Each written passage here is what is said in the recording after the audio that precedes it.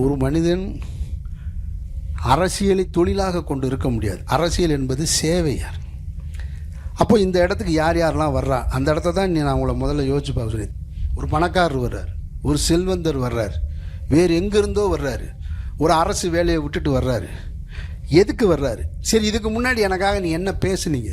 நீ அரசியலுக்கு வந்ததை தப்புன்னு சொல்ல முடியாது. சிக்கலான நேரத்தில் நீங்கள் என்ன செஞ்சீங்கன்னா தெரியாது. திடீர்னு ஒருத்தர் வர்றார். அந்த இடத்த நம்ம கவனிக்கணும். ஒருத்தர் ஏதோ ஒரு வேலையில், அரசு வேலையிலேருந்து டக்குன்னு ஒரு நாளில் விஆர்எஸ் கொடுத்துட்டு எழுதி கொடுத்துட்டு தப்புன்னு ஒரு கட்சிக்கு வர்றாரு, ஒரு மாநிலத்துக்கு தலைவராரு.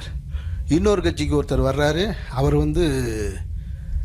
துணை பொதுச்செயலாளர், கொள்கை பிறப்பு பொதுச்செயலாளராக மாறுறாரு. இதெல்லாம் எப்படி சாத்தியம்?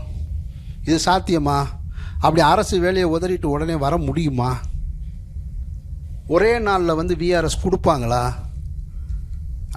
இதை நம்ம சிந்திக்கணும். நம்ம அந்த தலைமை பண்பின் மீது வைத்திருக்கிற அன்பை வச்சுக்கிட்டு எல்லாரையும் மொத்தமாக எடை போட்டுறக்கூடாது. அப்போது ஒரு டீம் ஃபார்ம் பண்ணுறாங்க. இந்த டீம் ஃபார்ம் பண்ணி ரொம்ப நாளாக இந்த 2 கட்சிக்குள்ளே இருக்காண்டா, புதுசாக ஒரு டீமை கொண்டு வந்து அடிக்கலாம். ஆல்ரெடி தமிழ்நாட்டில் இருந்த 2 கட்சி, அந்த 2 கட்சிக்குள்ளே இருந்த உறுப்பினர்கள்லாம் இனிமேல் இந்த கட்சிக்குள்ளே போனால் இடம் கிடைக்காது, ஏற்கனவே நிறைய பெரிய தலைகள்லாம் இருக்காங்க அப்படின்றதுக்காக என்ன பண்ணிடுது, ஜம்ப் ஆகி புதுசாக ஒருத்தன் வர்றான்ல, அவன் நல்லவனா கெட்டவனால அவனோட போய் சேர்ந்துருது. நம்ம ஒரு பொசிஷனுக்கு போய் எப்படி உட்காரலான்ற மாபெரும் போட்டி நடக்குது.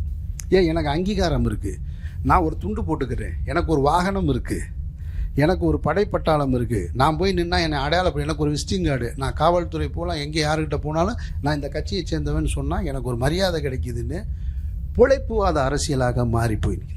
அந்த எண்ணம் ரொம்ப ஆபத்தானது. அது போன்ற ஆட்களை அடையாளம் காண வேண்டியதுதான் நமக்கு ரொம்ப அவசியமாக இருக்குது.